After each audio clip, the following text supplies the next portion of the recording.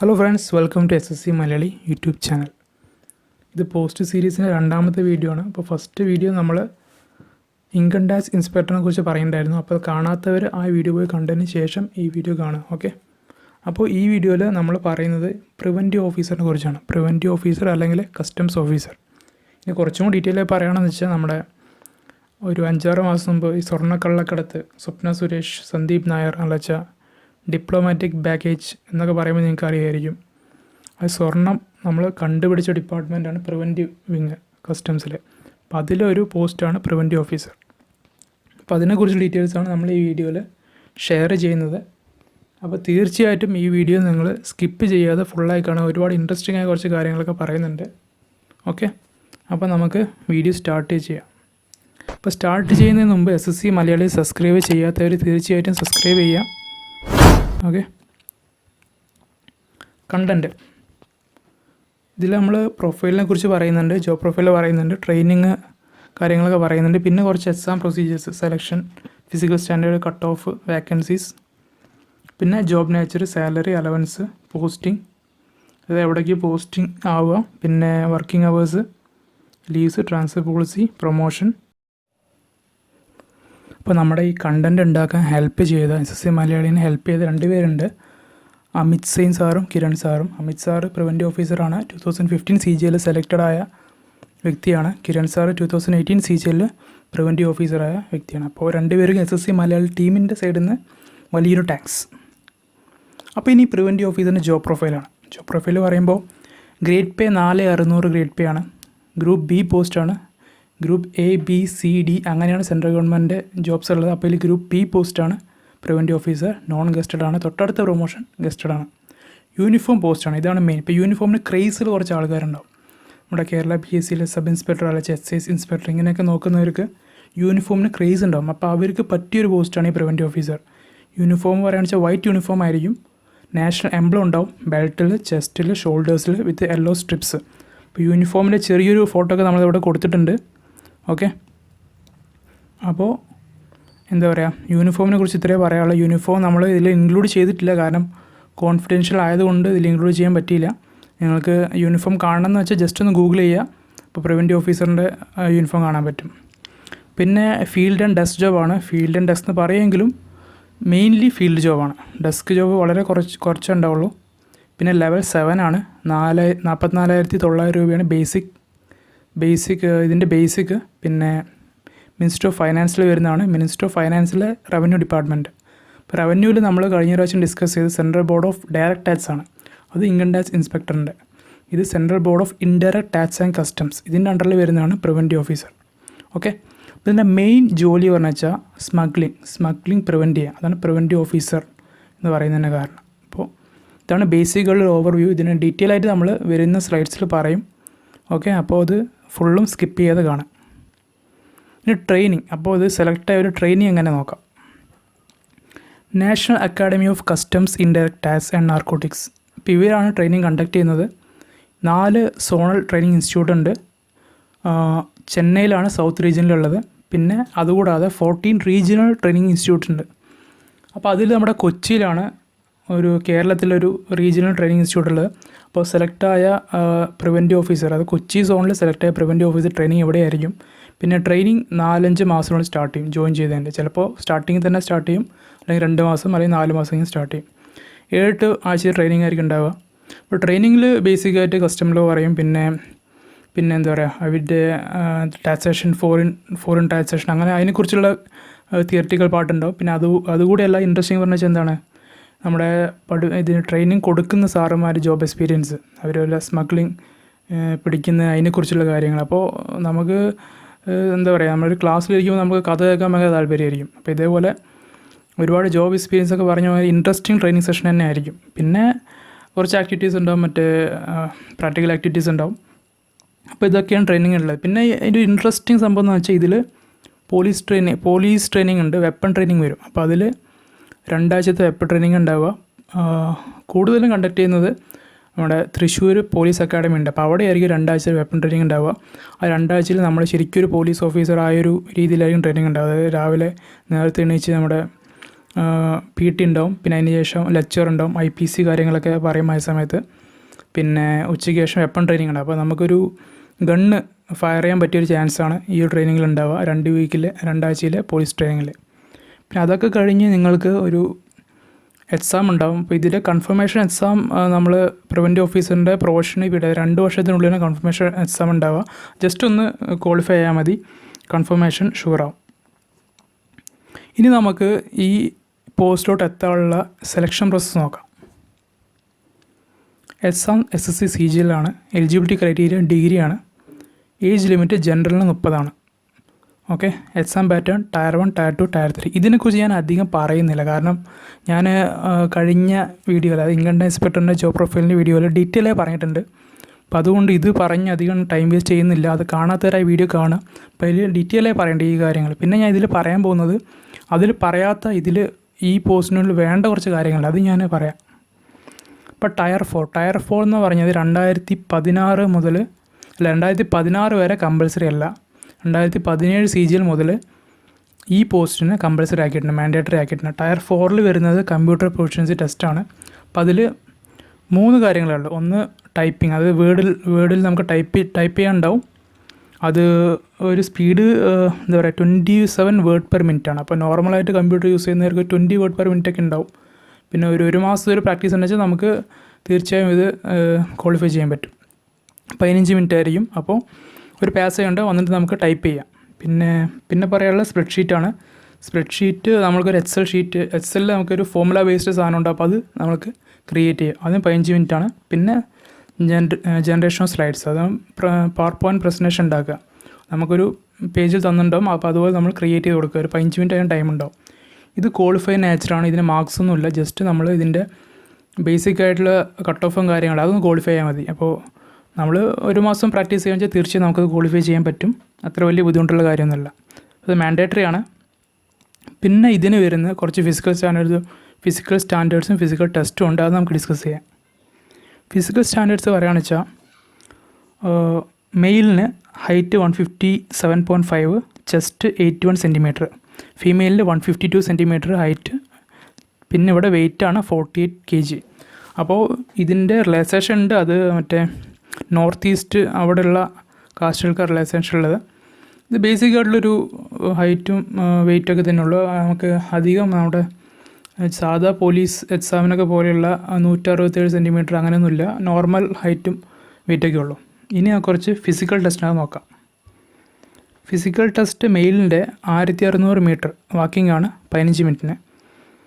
Cycling 8 kilometre in 30 minutes. ഫീമെയിലിൻ്റെ 1 kilometre walking 20 മിനിറ്റിൽ, 3 kilometre cycling 25 minutes. അപ്പോൾ നമുക്കിത് പ്രത്യേകിച്ച് ഇതിൽ വലിയ ഫോക്കസ് ചെയ്യാല്ല, കാരണം എല്ലാവരും ക്വാളിഫൈ ആവുന്ന ഒരു സംഭവമാണ് ഫിസിക്കൽ ടെസ്റ്റ്. ഇത് സംഭവം എന്താ വെച്ചാൽ ഈ ഡിപ്പാർട്ട്മെൻറ്റിലോട്ടുള്ള ഈ ഒരു പോസ്റ്റിനുണ്ട് റിക്രൂട്ട്മെൻറ്റ് മുൻകാലങ്ങളിലേ തുടങ്ങിയാണ്. അപ്പോൾ ആ സമയത്തുള്ളൊരു ഫിസിക്കൽ ടെസ്റ്റാണ്. അപ്പോൾ ഇതിന് അധികം ഇമ്പോർട്ടൻസ് കൊടുക്കാറില്ല, കാരണം എല്ലാവരും നോർമൽ രീതി തന്നെ ഇത് ക്വാളിഫൈ ആവാറുണ്ട്. അപ്പോൾ ഇത് വലിയൊരു ഇഷ്യൂ ഇല്ല. ഇതൊക്കെയാണ് എൻ്റെ ഫിസിക്കൽ സ്റ്റാൻഡേർഡ്സും ഫിസിക്കൽ ടെസ്റ്റും. പിന്നെ കട്ട് ഓഫ് നോക്കാം. കട്ട് ഓഫ് ബേസിക് ഇത്ര മനസ്സിലാക്കിയാൽ മതി. ഔട്ട് ഓഫ് 700 ആണ് കട്ട് ഓഫ് വരിക. അപ്പോൾ 2016 17 എന്താണ് ടോട്ടൽ 700 മാർക്കിൻ്റെ കട്ട് ഓഫും കൊടുത്തിരിക്കുന്നത് ജനറൽ OBC SC ST. 2018 മുതൽ എന്തായി നോർമലൈസ്ഡ് മാർക്കാണ് നമുക്കുള്ളത്. അപ്പോൾ 700 നിന്ന് കറക്റ്റ് പറയാൻ പറ്റില്ല, കാരണം നോർമലൈസ്ഡ് മാർക്കാകുമ്പോൾ നമ്മുടെ റോ മാർക്കിനേക്കാളും കുറച്ച് കൂടാനും കുറയാനും ചാൻസ് ഉണ്ട്. അപ്പോൾ ഏകദേശം കുറച്ച് കൂടുന്നുണ്ട്, എന്നാലും നമ്മുടെ ഇൻകം ടാക്സ് എക്സ്പെക്ടറിന് അത്ര കട്ട് ഓഫ് ഒന്നുമില്ല. ഓക്കെ, അപ്പോൾ ജസ്റ്റ് ഒന്ന് നോക്കുക കട്ട് ഓഫൊക്കെ. പിന്നെ വേക്കൻസി പറയാനുള്ളത് 2019 201, 2018 180, 2017 150 അങ്ങനെ. അപ്പോൾ ഒരു അധികം വേക്കൻസി എന്ന് പറയാൻ പറ്റില്ല, എന്നാലും കുറവുമല്ല. ഏകദേശം ഒരു നമുക്ക് എന്താ പറയുക പ്രിപ്പയർ ചെയ്താൽ കിട്ടാവുന്നൊരു വേക്കൻസിയാണ്, കിട്ടാവുന്നൊരു പോസ്റ്റ് തന്നെയാണ്. ഓക്കെ, ഇനി നാച്ചർ ഓഫ് ജോബ്. അത് നാച്ചർ ഓഫ് ജോബിലാണ് ഞങ്ങൾക്ക് ശരിക്കും ഞങ്ങൾ സ്കിപ്പ് ചെയ്ത് കാണേണ്ടത്. കാരണം ഇതിൽ നിങ്ങൾ ശരിക്കും എന്താണ് പ്രിവൻറ്റീവ് ഓഫീസർ എന്ന് പറയുന്നത്, അല്ലെങ്കിൽ നിങ്ങളുടെ പ്രിവൻറ്റീവ് ഓഫീസർ എന്ന പോസ്റ്റിലോട്ട് അട്രാക്റ്റ് ചെയ്യുന്ന സാധനം, അല്ലെങ്കിൽ SSC CGL അല്ലെങ്കിൽ SSC മലയാളി ടീമിലോട്ട്, മലയാളി ഫാമിലിയിലോട്ട് ഞങ്ങൾ അട്രാക്റ്റ് ചെയ്യുന്ന സംഭവമാണ് ഇതിൽ പറയാൻ പോകുന്നത്. അപ്പോൾ എല്ലാവരും സ്കിപ്പ് ചെയ്ത് കാണാം. ഓക്കെ, ബേസിക് വർക്ക് എന്താണ് ഈ പ്രിവൻറ്റീവ് ഓഫീസർ അല്ലെങ്കിൽ കസ്റ്റംസ് ഓഫീസറിൻ്റെ ബേസിക് വർക്ക് എന്ന് പറഞ്ഞു വെച്ചാൽ പ്രിവെൻഷൻ ഓഫ് സ്മഗ്ലിംഗ് ആണ്. സ്മഗ്ലിംഗ് ഓഫ് ഗോൾഡ്, കറൻസി അല്ലച്ചാൽ വേറെ വല്ല ഡ്രഗ്സോ അങ്ങനെ എന്തെങ്കിലുമൊക്കെ ബാൻ ചെയ്ത ഐറ്റംസ് നമ്മൾ നമ്മുടെ ഫോറിൻ കൺട്രീസിൽ നിന്ന് ഇന്ത്യയിലോട്ട് വരുമ്പോൾ അത് പിടിച്ചെടുക്കുക അല്ലച്ചാൽ പ്രിവെൻറ്റ് ചെയ്യുക. അപ്പോൾ അതിനെതിരായിട്ടുള്ളൊരു ടീമാണ് പ്രിവെൻറ്റീവ് ഓഫീസർ. ഓക്കെ, കുറച്ചും കൂടി നമ്മൾ ബ്രോഡായി പറയുകയാണെന്ന് വെച്ചാൽ 3 ടൈപ്പ് ഗുഡ്സ് ഉണ്ട്. ഡ്യൂട്ടിബിൾ ഗുഡ്സ് എന്ന് വെച്ചാൽ നോർമൽ ഗുഡ്സാണ്, നമുക്ക് എന്ത് ചെയ്യാം ഫോറിൽ നിന്ന് കൊണ്ടുവരാൻ നമുക്ക് ജസ്റ്റ് ഒരു അതിൻ്റെ കസ്റ്റംസ് ഡ്യൂട്ടി എന്താണ് അത് പേ ചെയ്താൽ മതി. ഓക്കെ, അടുത്ത് പ്രോഹിബിറ്റഡ് ഗുഡ്സ് എന്ന് വെച്ചാൽ നമുക്ക് ഇമ്പോർട്ട് ചെയ്യാനേ പറ്റില്ല ഫോറിൻ കൺട്രീസിൽ നിന്ന്. ഓക്കെ, എക്സാമ്പിൾ പറഞ്ഞാൽ ഡ്രഗ്സൊക്കെ. അപ്പോൾ അങ്ങനെ ബാൻ ചെയ്ത ഗുഡ്സ് നമ്മൾ ഇമ്പോർട്ട് ചെയ്യുന്നതിൽ നിന്ന് നമ്മളെ തടയുന്നതാണ് ഇവരുടെ അടുത്ത ജോലി. പിന്നെ അടുത്തത് റെസ്ട്രിക്റ്റഡ് ഗുഡ്സ് ആണ്. റെസ്ട്രിക്റ്റഡ് ഗുഡ്സ് എന്ന് പറയുമ്പോൾ നമുക്ക് ഇമ്പോർട്ട് ചെയ്യാം ഫോറിൻസിൽ നിന്ന്, പക്ഷേ ചില കണ്ടീഷൻസ് ഉണ്ട്. അപ്പോൾ ഈ മാനദണ്ഡങ്ങളൊക്കെ ഇവർ പാലിച്ചോ കൊണ്ടുവരുന്ന ആൾക്കാർ പാലിച്ചോ എന്ന് ഇവർക്ക് ചെക്ക് ചെയ്യേണ്ടതായിട്ട് വരും. ഓക്കെ, ഇതാണ് ഇതിൻ്റെ ബേസിക് ആയിട്ടുള്ളൊരു വർക്ക് പറയാനുള്ളത്. ഓക്കെ, പിന്നെ ഇതിൽ ഡെസ്ക് ജോബ് എന്ന് പറയുന്നത് ക്ലറിക്കൽ ടൈപ്പാണ്, ഒരു നോർമൽ ഒരു ഓഫീസ് വർക്കായിരിക്കും. പിന്നെ അതിൽ ഹാൻഡിൽ ചെയ്യുന്ന ഇവർ അഡ്മിനിസ്ട്രേഷൻ വർക്ക്, ഫയലൊക്കെ ഹാൻഡിൽ ചെയ്യണ്ടാവും. പിന്നെ ടാക്സിൻ്റെ അസസ്മെൻറ്റ് കാര്യങ്ങൾ നോക്കുന്നുണ്ടാവും. പിന്നെ റീഫണ്ട് കാര്യങ്ങൾ, റിപ്പോർട്ട് ഉണ്ടാക്കുക, അങ്ങനെ അല്ലെങ്കിൽ വല്ല സീനിയേഴ്സിനെ അസിസ്റ്റ് ചെയ്യുക, അങ്ങനെയൊക്കെയുള്ള ജോലിയാണ് ഡെസ്ക് ജോബിൽ പറയുന്നത്. ഒരു നോർമൽ വർക്കിംഗ് അവേഴ്സാണ്, 8 മണിക്കൂർ തന്നെ ആയിരിക്കും വർക്കിംഗ് അവേഴ്സ്. 9:30 to 10:30 ഒക്കെ ആയിരിക്കും. അപ്പോൾ നോർമൽ രീതിയിലുള്ളൊരു വർക്കിംഗ് ആയിരിക്കും ഡെസ്ക് ജോബിൽ ഉണ്ടാവുക. പിന്നെ ഫീൽഡ് ജോബിൽ ആണ് ഇതിൻ്റെ മെയിൻ അട്രാക്ഷൻ ഈ ഒരു പോസ്റ്റിൻ്റെ. കാരണം ഏറ്റവും കൂടുതൽ ചെയ്യുന്നത് ഫീൽഡ് ജോബ് തന്നെയാണ്. ഇപ്പോൾ ഫീൽഡ് ജോബ് മെയിൻലി എയർപോർട്ടിലുണ്ടാവും, സീപോർട്ടിലുണ്ടാവും. അവിടെയാണ് ഫീൽഡ് ജോബ് മെയിനായിട്ട് ഉണ്ടാവുക. ഇപ്പോൾ എയർപോർട്ടിൽ ആസ് എ ഇൻ്റലിജൻസ് ഓഫീസർ നമ്മൾ വിജിലൻ്റ് ആയിരിക്കണം. ഓരോരോ ഗുഡ്സ് വരുന്ന, പാസഞ്ചർ വരുന്ന, അപ്പോൾ അതിനൊക്കെ നമ്മൾ വിജിലൻ്റായിട്ട് നമ്മൾ എന്ത് ചെയ്യണം, നിരീക്ഷിച്ചുകൊണ്ടിരിക്കണം. അപ്പോൾ അതാണ് എയർപോർട്ടിലെ വർക്ക്. പിന്നെ കസ്റ്റംസ് ഓഫീസർ അറ്റ് പോർട്ട്, അതായത് നമ്മൾ പോർട്ടിലാകുമ്പോൾ മെയിൻലി ഗുഡ്സൊക്കെ ആയിരിക്കുമല്ലോ ഫോറിൻ കൺട്രീസിൽ നിന്ന് വരുന്നത്. അപ്പോൾ അതിൻ്റെയൊക്കെ നമ്മൾ ഡ്യൂട്ടീസ് അടച്ച് അതുതന്നെയാണോ ആ ഗുഡ്സ് തന്നെയാണോ കടത്തുന്നത് എന്നൊക്കെ നോക്കിയിട്ട് നമ്മൾ കാര്യങ്ങൾ ചെയ്യണം. പിന്നെ ഇവരുടെ മെയിനായിട്ട് വർക്ക് പ്രിവെൻഷൻ ഓഫ് സ്മഗ്ലിംഗ് ആണ്. Drugs, explosive items, gold and other band items. അപ്പോൾ ഇതൊക്കെ പ്രിവെൻറ്റ് ചെയ്യുന്നതാണ് ഇവരുടെ മെയിനായിട്ടുള്ള വർക്ക്. പിന്നെ ഫീൽഡിൽ ഷിഫ്റ്റിലായിരിക്കും വർക്ക് ചെയ്യേണ്ടാവുക. ഒരു 12 മണിക്കൂർ അല്ലെങ്കിൽ 9 മണിക്കൂർ അങ്ങനെ ഒരു ഷിഫ്റ്റ് വൈസ് ആയിരിക്കും വർക്ക് ചെയ്യേണ്ടാവുക.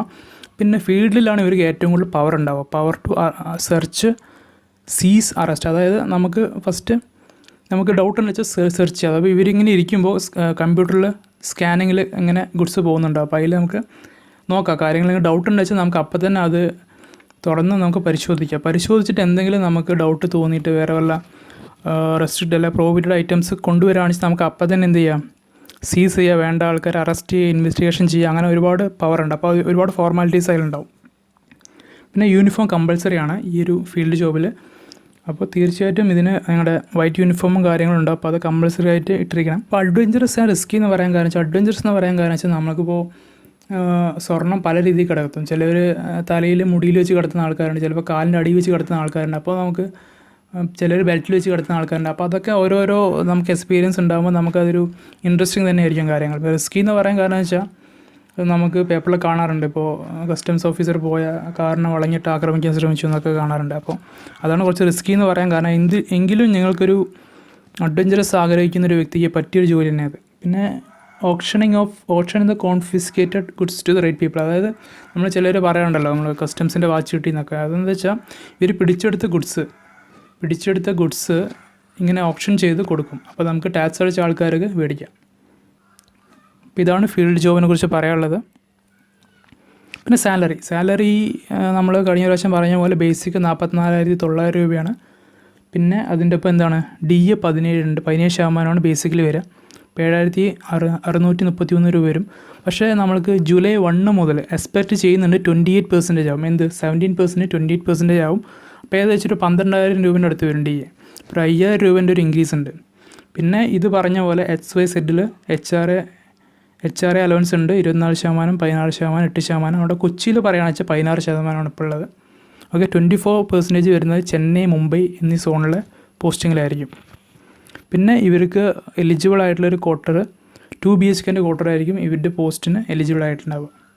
പിന്നെ അതിൻ്റെ ഇപ്പോൾ എന്താണ് ട്രാൻസ്പോർട്ട് അലവൻസ് ഉണ്ടാവും. പിന്നെ കുറച്ച് ഡിഡക്ഷൻസ് ഉണ്ടാവും. അതെല്ലാം കഴിഞ്ഞ് ഇൻഹാൻസ് സാലറി 55,000 to 60,000 rupees ആയിരിക്കും. പക്ഷേ നമ്മൾ DA ഒക്കെ 28% ആവുകയാണെങ്കിൽ തീർച്ചയായിട്ടും ഒരു 60 to 70 റേഞ്ചിൽ സാലറി കിട്ടാൻ ചാൻസ് ഉണ്ട്. പിന്നെ പെൻഷൻ സ്കീമിലോട്ട് നമ്മൾ ഇൻവെസ്റ്റ് ചെയ്യേണ്ടത് കഴിഞ്ഞ വീഡിയോ പറഞ്ഞു തന്നെയാണ്. നമ്മൾ 5,000 സംതിങ് ഇൻവെസ്റ്റ് ചെയ്യുമ്പോൾ ഗവൺമെൻറ് 7,000 സംതിങ് ഇൻവെസ്റ്റ് ചെയ്യും അവരുടെ സൈഡിൽ നിന്ന്. ടോട്ടലി 12,000 സംതിങ് എന്താണ് നമ്മുടെ പെൻഷനിലോട്ട് ഒരു മാസം സേവിങ് ആയി പോകുന്നുണ്ട്. അത് നമുക്ക് റിട്ടയർമെൻറ്റ് സമയത്ത് ഇതിൻ്റെ ഇൻട്രസ്റ്റിനും കാര്യങ്ങളും എല്ലാം ആയിട്ട് കിട്ടും. പിന്നെ other allowance leave travel concession allowance ഉണ്ട്. പിന്നെ യൂണിഫോം ജോലി ആയതുകൊണ്ട് യൂണിഫോം അലവൻസ് ഉണ്ട്, 10,000 പെർ ഇയർ ആണ്. പിന്നെ ചൈൽഡ് എഡ്യൂക്കേഷൻ അലവൻസ് ഉണ്ട്. അപ്പോൾ ഇത് ചൈൽഡ് എഡ്യൂക്കേഷൻ അലവൻസ് 27,000 പെർ ചൈൽഡാണ്. ഫസ്റ്റത്തെ 2 ചൈൽഡിന് അലവൻസ് ഉണ്ട്. ഓക്കെ. പിന്നെ പോസ്റ്റിംഗ് എന്ന് പറഞ്ഞു വെച്ചാൽ ഇവരുടെ പോസ്റ്റിംഗ് മെയിൻലി നടക്കുന്നത് ഇൻ്റർനാഷണൽ എയർപോർട്ടിലായിരിക്കും. ഓക്കെ. ഇപ്പോൾ ഇൻ്റർനാഷണൽ എയർപോർട്ട് അറ്റാച്ച്ഡ് വിത്ത് സീപോർട്ടിലായിരിക്കും. സീപോർട്ട് ഇൻ്റർനാഷണൽ എയർപോർട്ട് അടുത്തുള്ള ഏരിയയിലായിരിക്കും ഇവർ പോസ്റ്റിംഗ് ഉണ്ടാവുക. അങ്ങനെ ഒരു 6 സോണുണ്ട്. 6 സോണ് ചെന്നൈ, മുംബൈ, വിശാഖപട്ടണം, ഗോവ, കൊച്ചിൻ, കൊൽക്കത്ത. അപ്പോൾ കൊച്ചി സോണിൻ്റെ ഒരു ഫോട്ടോ ഞാൻ കൊടുത്തിരിക്കുന്നത്. ഓക്കെ. അപ്പോൾ ഇതിൽ പറയാമെന്ന് വെച്ചാൽ നമ്മുടെ കേരളത്തിൽ ഇൻ്റർനാഷണൽ എയർപോർട്ട് 4 പക്ഷേ ഇവരുടെ പോസ്റ്റിംഗ് കൊച്ചിയിൽ മാത്രമാണ്. അപ്പോൾ ബാക്കി 3 എയർപോർട്ടിലും ആരൊക്കെയാണ് എന്നുള്ളത് നമുക്ക് അടുത്ത വീഡിയോയിൽ കാണാൻ പറ്റും. ഓക്കെ. അപ്പോൾ ഇവരുടെ പോസ്റ്റിംഗ് കൊച്ചിയിലായിരിക്കും. കൊച്ചിയിലെ എയർപോർട്ട് സീപോർട്ട് ബേസ് ചെയ്തിട്ടായിരിക്കും ഇവരുടെ പോസ്റ്റിംഗ് ഉണ്ടാവുക. അപ്പോൾ ശരിക്കും നമ്മുടെ സൗത്ത് ഇന്ത്യക്കാർക്കൊക്കെ പോകാൻ പറ്റിയൊരു പോസ്റ്റാണ്. കാരണം എന്ന് വെച്ചാൽ നമ്മളധികം നോർത്തിലോട്ടൊന്നും പോവില്ല. കാരണം കോസ്റ്റൽ ഏരിയയിലാണ് മൊത്തം സോണ് വരുന്നത്. പിന്നെ വർക്കിംഗ് അവേഴ്സ് പറയുകയാണെന്ന് വെച്ചാൽ ഇത് 5 ഡേ വർക്കിംഗ് ജോലിയാണ് ഓഫീസിലാണ് വെച്ചാൽ. അപ്പോൾ നമുക്ക് ഒരു കണ്ടീഷൻ ഉണ്ട് 40 hours പെർ വീക്ക്. അത് നമ്മളൊന്ന് കംപ്ലീറ്റ് ചെയ്താൽ മതി. ഓക്കെ. യൂഷ്വൽ വർക്കിംഗ് അവേഴ്സൊക്കെ 9:30 to 6:30. അത് നമ്മുടെ സോൺ ഡിപ്പെൻഡ് ചെയ്യും. നമുക്ക് വേണമെന്ന് വെച്ചാൽ ഒരു 10 മണിക്ക് പോയിട്ട് ചിലപ്പോൾ 6:30 വരാം. പക്ഷേ നമുക്ക് ഒരു കണ്ടീഷൻ ഉണ്ട് 40 hours പെർ വീക്ക് കംപ്ലീറ്റ് ചെയ്താൽ മതി. ഓഫീസ് പോസ്റ്റ് ആണ് വെച്ചാൽ. പക്ഷേ ഇത് ഓഫീസ് പോസ്റ്റ് അല്ല, കൂടുതലും ഫീൽഡിലായിരിക്കും. ഇപ്പോൾ ഫീൽഡിൽ എങ്ങനെ നോക്കാം. ഫീൽഡിൽ പറഞ്ഞു വെച്ചാൽ ഒരു സോണിൽ നിന്ന് വേറെ സോണ് ഡിപ്പെൻഡ് ചെയ്തിരിക്കും, വേരി ചെയ്തുകൊണ്ടിരിക്കും. ഓക്കെ. ഇപ്പോൾ ഗോവയിലെ കാര്യം പറയുകയാണെന്ന് വെച്ചാൽ അവിടെ 12 മണിക്കൂർ വർക്ക് ചെയ്താൽ 24 മണിക്കൂർ റെസ്റ്റാണ്. മുംബൈയിൽ എങ്ങനെയാണെന്ന് വെച്ചാൽ 12 മണിക്കൂർ വർക്ക് ചെയ്താൽ 36 മണിക്കൂർ റെസ്റ്റാണ്. ഓക്കെ. ഇത് ബേസിക്കലി ഡിപ്പെൻഡ് ചെയ്യുന്നത് അവിടുത്തെ എത്ര വർക്ക് ലോഡ് ഉണ്ട്, എത്ര സ്റ്റാഫ് ഉണ്ട് എന്ന് ഡിപ്പെൻഡ് ചെയ്തിട്ടായിരിക്കും ഈ ഒരു റെസ്റ്റും ഡ്യൂട്ടി അവേഴ്സൊക്കെ തീരുമാനിക്കുക. അപ്പോൾ ഒരു എക്സാമ്പിൾ പറയുകയാണെന്ന് വെച്ചാൽ നമ്മളൊരു 12 മണിക്കൂർ Tuesday 9 AM to 8 PM work ചെയ്താൽ പിറ്റേ ദിവസം അതേപോലെ 8 PM to 8 AM വർക്ക് ചെയ്താൽ വെച്ചാൽ നമുക്ക് അടുത്ത 2 ദിവസം എന്തായിരിക്കും, ഓഫായിരിക്കും. അപ്പോൾ വർക്ക് ചെയ്യുന്ന അനുസരിച്ച് എന്തുണ്ട്, ഇവർക്ക് ഓഫുണ്ട്. ഇതൊക്കെയാണ് ഇതിൻ്റെ ഫീൽഡ് പോസ്റ്റിങ്ങിൽ ലീവ്.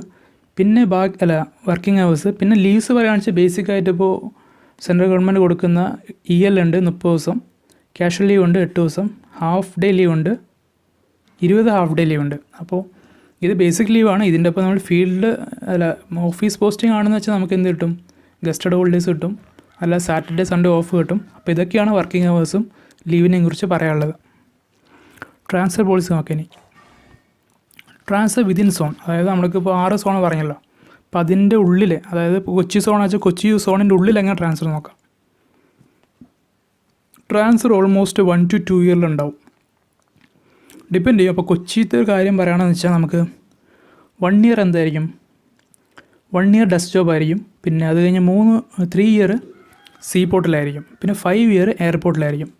ഓക്കെ. അപ്പോൾ അങ്ങനെയാണ് ഒരു 9 ഇയേഴ്സ് നമ്മൾ സ്പ്ലിറ്റ് ചെയ്യുകയാണെന്ന് വെച്ചാൽ ഒരു വർഷം ഡെസ്കും 3 വർഷം സീപോർട്ടും 5 വർഷം എയർപോർട്ടും. എയർപോർട്ടിൽ തന്നെ എയർ കാർഗോ ഉണ്ട്, പാസഞ്ചർ വരുന്ന പ്ലേസ് ഉണ്ട്. അപ്പോൾ അങ്ങനെ അവിടെയും സ്പ്ലിറ്റ് ഉണ്ട്. എയർ കാർഗോ 3 വർഷം, മറ്റവിടെ 2 വർഷമാണ് തോന്നുന്നത്. എന്നാലും ഏകദേശം ഇതുപോലെയാണ് സ്പ്ലിറ്റ് വരിക. അപ്പോൾ നമുക്ക് മനസ്സിലാക്കാം 9 വർഷത്തെ 1 വർഷം മാത്രമേ ഡെസ്കുള്ളൂ, ബാക്കി 8 വർഷം നമ്മൾ ഫീൽഡിലായിരിക്കും. പിന്നെ ട്രാൻസ്ഫർ കുറച്ച് ഫാസ്റ്റാണ്, സെൻസിറ്റീവ് പോസ്റ്റ് ആയതുകൊണ്ട് തന്നെ ട്രാൻസ്ഫേഴ്സ് കുറച്ച് ഫാസ്റ്റാണ്. മീൻസ് എപ്പോഴും നമുക്ക് ട്രാൻസ്ഫർ വരാം, എന്നാലും ഇങ്ങനത്തെയാണ് ഏകദേശം ഒരു മോഡൽ.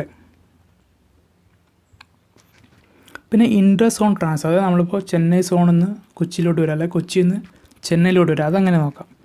അത് ഇപ്പോൾ താൽക്കാലികമായിട്ട് ബാനാണ്. ഒരു 1-2 വർഷമായിട്ട്, ഒരു 2-3 വർഷമായിട്ട് ബാനാണ്. അങ്ങനെ നമുക്ക് വരാൻ പറ്റില്ല നോർമൽ കേസസിൽ. ഇനി നമുക്ക് വരണമെങ്കിൽ എന്ത് ചെയ്യണം, ഒരു ലോൺ ബേസിസിൽ വരണം. നമുക്ക് 3 വർഷം അല്ല വെച്ചാൽ ഒരു 5 വർഷത്തേക്ക് എക്സ്റ്റെൻഡ് ചെയ്യുക, ലോൺ ബേസിസിൽ വരാൻ പറ്റും.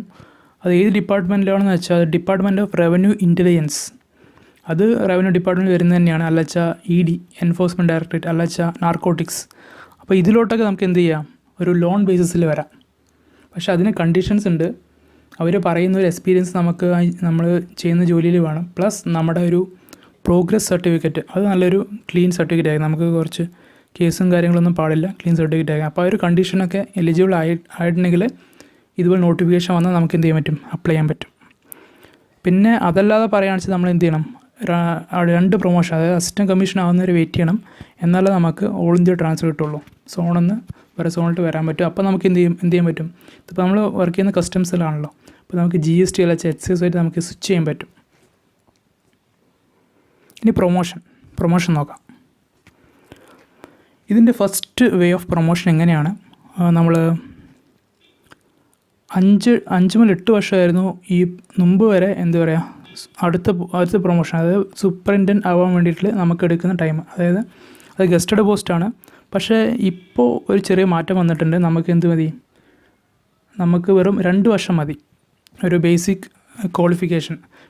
നമുക്കൊരു 2 വർഷം വർക്ക് ചെയ്താൽ നമുക്ക് അടുത്ത പ്രൊമോഷൻ, അതായത് സൂപ്രണ്ടൻറ്റ് ആവാനുള്ള ഒരു ക്വാളിഫിക്കേഷൻ ആയി. പക്ഷേ അത് ഡിപ്പെൻഡ് ചെയ്യും, നമുക്ക് ആ സമയത്ത് അതിൽ പ്രൊമോഷനുള്ള വേക്കൻസി എത്രയുണ്ട്, അങ്ങനെയൊക്കെ ഡിപ്പെൻഡ് ചെയ്തിട്ടായിരിക്കും നമുക്ക് പ്രൊമോഷൻ ഉണ്ടാവുക. പിന്നെ അത് കഴിഞ്ഞ് അസിസ്റ്റൻറ്റ് കമ്മീഷണർ, അത് IRS എൻട്രിയാണ്, ഇൻ്റർ റവന്യൂ സർവീസ്, സിവിൽ സർവീസ് ചെയ്തിട്ട് കയറുന്ന എൻട്രിയാണ്.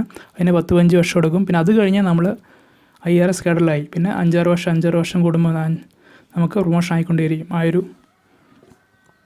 ഒരു എന്താ പറയുക രീതി പോലെ. പിന്നെ ഇതിൻ്റെ വേറൊരു വേ ഓഫ് പ്രൊമോഷൻ ഉണ്ട്. നമുക്ക് ഒന്നില്ലെങ്കിൽ ഇത് എന്താ പറയുക, നമ്മുടെ നോർമൽ പ്രൊമോഷനാണ്, ഒരു കസ്റ്റംസ് വിങ്ങിൽ തന്നെ പോവാം. പിന്നെ അടുത്ത പ്രൊമോഷൻ വരുന്നത് നമുക്ക് വേണമെച്ചാൽ അത് സ്വിച്ച് ചെയ്തിട്ട് അപ്രൈസർ, അതായത് അത് എക്സാമിനർ എന്ന പോസ്റ്റിന് പ്രൊമോഷനാണ് CGL. ആ വഴിക്ക് നമുക്ക് വേണമെച്ചാൽ പ്രൊമോഷൻ എടുത്ത് പോകാം. പക്ഷേ അതിന് നമ്മൾ ഒരു 8-10 വർഷം വെയിറ്റ് ചെയ്യണം. 8-10 വർഷം വെയിറ്റ് ചെയ്യുമ്പോൾ അപ്രൈസർ ആവും. അപ്രൈസർ ഗസ്റ്റഡ് പോസ്റ്റാണ്, അത് എക്സാമിനറിൻ്റെ ഒരു പോസ്റ്റാണ്. അപ്പോൾ അതുവഴി നമുക്ക് എന്ത് ചെയ്യാം, പ്രൊമോഷൻ എടുക്കാം. പക്ഷെ അത് കുറച്ച് വെയിറ്റ് ചെയ്യണം. കാരണം എന്താ വെച്ചാൽ, വേറെ ഒന്നുമല്ല, ഈ ടോട്ടൽ അപ്രൈസർ, അതായത് ഈ ഒരു അപ്രൈസർ ഉണ്ടല്ലോ, അതാണിത്.